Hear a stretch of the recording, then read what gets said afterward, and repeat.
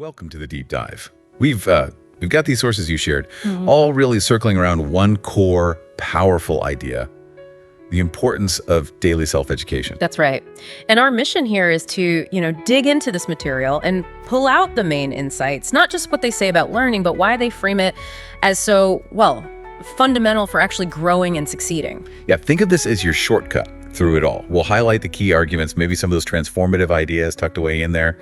Let's see what jumps out. Okay, let's get started. So, right off the bat, the sources hit you with something pretty foundational, maybe even stark: your mind. They call it your greatest tool. But it can also be, your greatest weapon or your biggest weakness. And the choice, they say it's entirely yours. And what's fascinating there is the point about control. Like, if you're not deliberately choosing what information comes in, Right. the sources argue the world basically decides for you. And often that means filling your head with, noise, distractions, fear, doubt, stuff that holds you back. Which leads straight into this core claim they make. The real difference between people who succeed and those who kind of struggle. It isn't just luck or talent, not even just raw hard work. Oh, it's mindset, fundamentally. Exactly. How they think, what they focus on, and crucially, what they are consciously feeding their mind every single day. And the material connects that directly to your results in life. It sort of mirrors your thoughts, your actions, your habits. It all starts, they say, with what you put into your mind. Which raises that question, maybe implicitly for you listening: when was the last time you actually learned something that could genuinely, change your life? Because they don't mince words. The blunt truth presented is, if you're not growing, you're essentially declining. There's no standing still. Yeah, that's a strong statement. Every day you don't push yourself to learn, you're basically giving someone else an edge. Someone else is learning while you're not. And that success you might envy later. The sources really hammer this home. It's rarely about luck. Right. It's chalked up to that daily grind of improvement, self-education, the discipline built over time. So committing to that daily learning, feeding your mind powerful stuff, that's framed as the way to become, unstoppable. It changes how you see the world, it helps you make better decisions, attract opportunities, build real confidence. Now, the immediate reaction, I don't have time, the sources jump right on that. They argue pretty strongly you don't have time not to. They kind of challenge you. Be honest about where your time actually goes: scrolling, watching TV. Yeah. Even a fraction of that, maybe 20 or 30 minutes a day, redirected to learning. They claim it could totally change your future in a year, 5 years, 10 years. Dramatically. And that comparison they draw is powerful. The most successful people, leaders, innovators, they never stop learning. Reading, studying, absorbing ideas daily. It's a pattern. Exactly. Yeah. And the argument is, if they prioritize it, how can you think you can afford to stop? So really, the core issue isn't time, is it? According to this material, it's willingness. Willingness to take control. Yeah, to change your thinking, your habits, how you operate day to day. And sure, it's uncomfortable at first. Who likes change? Right. But they argue it's way less uncomfortable than staying stuck for years, facing the same old problems. Life gets better through change, and that change starts with you, with what you put in your mind daily. Okay, so that sets up the why pretty convincingly. What about the how? What practical steps do these sources suggest for this daily learning? Well, they use a really good analogy. Your mind is like a bank account. Okay. Every day, you make deposits with the information you consume, what you read, listen to, observe, and the quality of those deposits. That determines the quality of your life, essentially. It has to be intentional, not just random stuff. So the first pillar they break down is reading. And they're specific here, not just scrolling social media feeds or gossip sites. No, definitely not.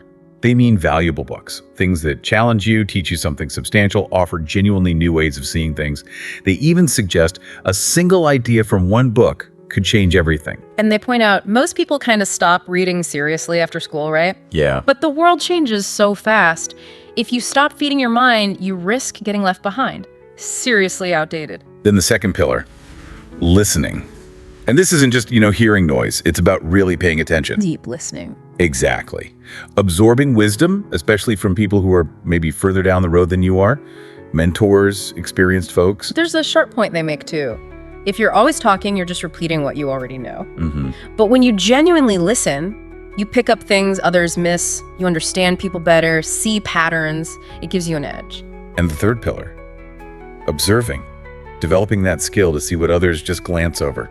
The world is full of lessons, they say. Right. Not just from successes, but maybe even more from mistakes, yours and other people's. Yeah. Training yourself to look beyond the surface, notice the details. The patterns, the lessons, the opportunities, they're all around you, apparently, if you just learn to look. And combining these three, reading, listening, observing, that's what they present as the formula for becoming unstoppable. Yeah, you start thinking differently, making smarter choices, attracting better opportunities. It separates you from the distracted crowd. And back to that time issue, they really double down.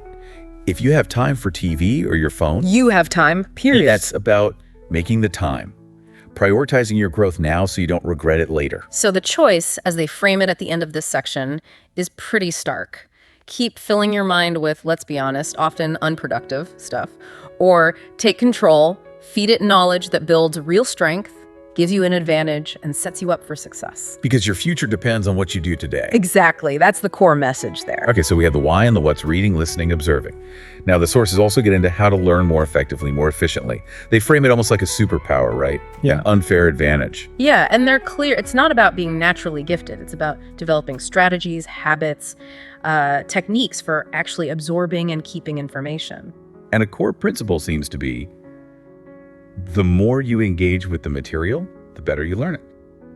Active learning, they call it. Right. Not just passive intake. It's about getting involved, asking questions, making connections to what you already know, and, this seems key, applying it, using it somehow as soon as possible. So what are some of these specific techniques they mention? Well, one big one is teaching others, even if it's just explaining it out loud to yourself or, writing a summary, Why does that work so well? because it forces you to break it down, simplify it, really understand it on a deeper level to articulate it.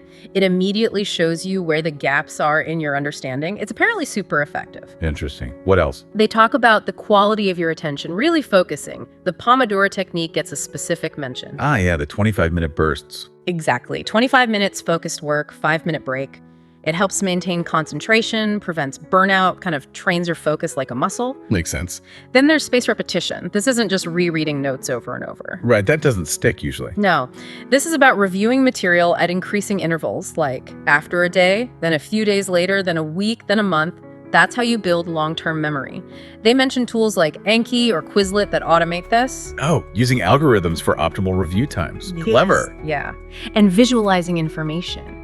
Turning abstract ideas into pictures in your head, or diagrams, mind maps, using colors, shapes. Our brains are just wired to remember images better than plain text. Creates better memory hooks. Precisely.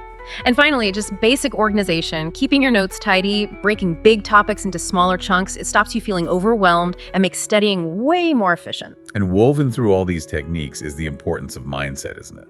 Absolutely. Believing you can learn and improve that growth mindset idea. Seeing challenges not as stop signs, but as chances to learn something new, that might be the most crucial piece. So successful learners aren't necessarily geniuses. Not according to this material. They just embrace learning as a lifelong thing, something they enjoy, part of their daily routine. Learning faster means being more efficient at absorbing, retaining, and using information. Which leads to confidence, better problem solving, being more adaptable. Exactly. All crucial in a world that changes so fast. So becoming a faster learner isn't about working harder necessarily, but smarter, developing the right techniques, putting in the focused work. And that, they argue, leads to faster growth, reaching your goals quicker. Makes sense. Now, shifting gears a bit, the sources issue a pretty serious warning. If you're not learning, you're falling behind. Yeah, it sounds simple, but the way they frame it is impactful. Stopping learning means stopping growing, stagnation, while the world keeps moving. They make a pretty bold claim here, saying that stopping learning too early is something that can actually, quote, ruin their future. Strong words. Because it stops you evolving, adapting, improving in ways you'll need down the road. And they warn against getting complacent, thinking you know enough, or you're done with school, so you're done learning. That's presented as really dangerous. A trap. Yeah, a trap. Because the world keeps changing and suddenly feels unfamiliar, opportunities pass you by. That moment you think, I'm done learning, that's apparently the point where growth stops. And the message is, learning never actually ends, right? As long as you're alive, there's room to grow. The problem is thinking you've reached the peak. And you see the contrast. People who keep learning daily, they thrive, they stay ahead. Those who stop, they get stuck. So learning isn't a luxury, it's a necessity. You just can't afford to stop if you want to keep moving forward. And they clarify it's not necessarily about being in a classroom all the time. It's about being open. Open to new ideas, different perspectives, proactively looking for learning opportunities everywhere. Conversations, podcasts, just observing what's happening. But the warning is clear. The moment you stop, you start, in a sense, declining, losing touch. Yeah, they point to people living extraordinary lives. Constant learning is always part of their foundation. It's non-negotiable for them. So stopping learning risks your future, holds you back, no matter your age or what you already know. Deciding you're done is the start of the decline. The conclusion is pretty forceful. You have to make learning a priority. Commit to improving daily. Challenge yourself. The world changes too fast to stand still. If you're not learning, you're getting left behind. It's framed as essential for a successful life. Continuous growth, evolution, learning, that's how you stay ahead, avoid the trap. Then the sources take this idea of the mind a step further. Not just an asset to fill, but a weapon. Something that needs active sharpening. Yeah, a weapon to rise above average. And they argue most people never unlock that potential because they don't do the sharpening. So what does sharpening mean in this context? It's about transforming how you think, developing critical thinking, better problem-solving skills, seeing those opportunities others miss, really honing your mental edge. And the implication is, if you're not intentionally doing this daily, you're falling behind. Successful people are constantly exercising their minds, learning, reflecting, adding new skills. What's encouraging, though, is they say it doesn't take huge chunks of time. Even small, deliberate steps daily, like 20 minutes, can lead to really significant changes over a year. A level of insight and clarity most people just don't reach. And key to this is mental toughness, intellectual discipline, pushing past laziness, getting comfortable with being uncomfortable. They quote, "Good enough is the enemy of greatness." That really hits home. Average thinking gets average results. And again, that growth mindset is crucial. Seeing challenges as chances to get stronger mentally. Stretching your mind makes it stronger, like a muscle. They also bring in emotional intelligence here, right? Yeah. That's part of sharpening the mind too. Absolutely. Managing your emotions, staying calm under pressure, making logical decisions instead of reactive ones. Practices like mindfulness, reflection, they help build that. So successful people, they've developed this sharpened mind that helps them navigate obstacles differently. Yeah, they see challenges as chances to improve, setbacks as opportunities to get better, learn something. So sharpening makes you more effective overall. Better decisions, faster problem solving, seeing patterns. It unlocks your potential, makes you proactive. You start making things happen instead of just reacting. Committing daily is an investment with a huge payoff. You become, as they say, a force to be reckoned with. And they connect this internal sharpening directly to becoming someone others look up to, someone inspiring. Right. It starts with you, your choices, habits, integrity, how you show up consistently with intention, growth mindset, development, contribution, not waiting for applause. People notice substance, don't they? Purpose, confidence, action. Doing the hard things, pushing through. Yeah. That earns respect. And becoming that person involves setting the example, handling tough stuff with grace, humility, owning mistakes, being authentic, taking responsibility.